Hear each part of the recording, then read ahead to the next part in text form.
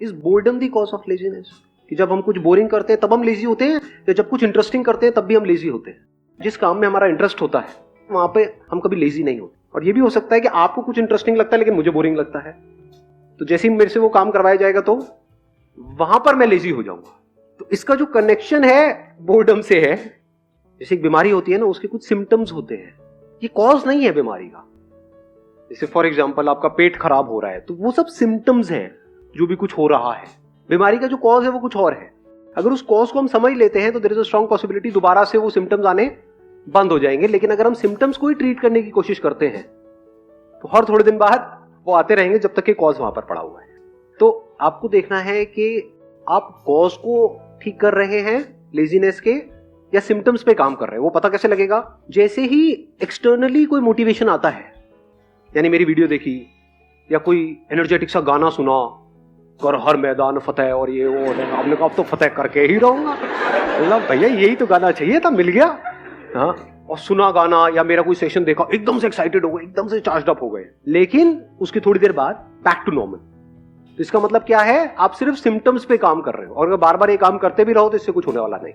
ये temporary solution है। देखोगे थोड़ी देर के लिए चार्ज अप हो जाओगे, फिर वापस से back to normal, back to normal, back to normal.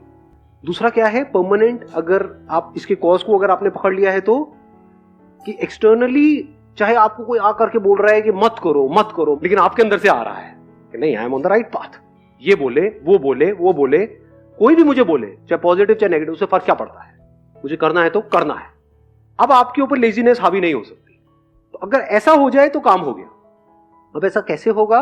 वो सिर्फ तब हो सकता है जब अब किस तरह से हमारी ब्रेन काम करती है उसको ध्यान से समझो। हम क्या करते हैं, क्यों करते हैं, अगर वो हमको फंडामेंटल्स क्लियर हो जाए तो उन फंडामेंटल्स के बेस पे हम कोई भी इक्वेशन बना सकते हैं। हमारी ब्रेन, आपकी ब्रेन नहीं, मेरी ब्रेन नहीं, हमारी ब्रेन इसी तरह से काम करती है, based upon pleasure, seeking pleasure and avoiding pain. क्या हम सुबह से रात तक जो भी कुछ करते हैं ऐसे ही नहीं करते हैं? जैसे भी आप एक्ट कर रहे हो, अपने आप से झांक करके देखो अपने माइंड के अंदर, क्या हम ऐसे ही नहीं एक्ट कर रहे हैं? Based upon reward and punishment. तो अभी कॉन्फ्लिक्ट क्या है यहां पर? बहुत बड़ा कॉन्फ्लिक्ट है कि जो भी आप करने वाले हो उसका रिजल्ट आएगा बहुत बाद में, और ये भी श्योरिटी नहीं है कि रिजल्ट आएगा या नहीं आएगा। फॉर एग्जाम्पल किसी एंट्रेंस की आप तैयारी कर रहे हो, ये भी श्योरिटी नहीं है कि आप क्रैक कर पाओगे या नहीं कर पाओगे, और अगर ये श्योरिटी भी है तो कितने साल बाद जाके उसका रिजल्ट आएगा? 2 साल, 3 साल, 5 साल। लेकिन अभी रात में पॉपकॉर्न लिया और टीवी देख रहे हो, वहां पे प्लेजर कितनी देर में आया? इमीडिएट आ रहा है। तो ब्रेन क्या करेगी? इमीडिएट की तरफ ही जाएगी। तो अगर कोई काम बोरिंग है, अगर उसको इंटरेस्टिंग बनाना आ जाए आपको, कि प्लेजर यानी ऐसी सेंसेशन अंदर से रिलीज हो वो सोच करके विजन के बारे में जो उससे बड़ी हो, जो छोटी मोटी चीज हो, तो कामयाब हो जाओगे।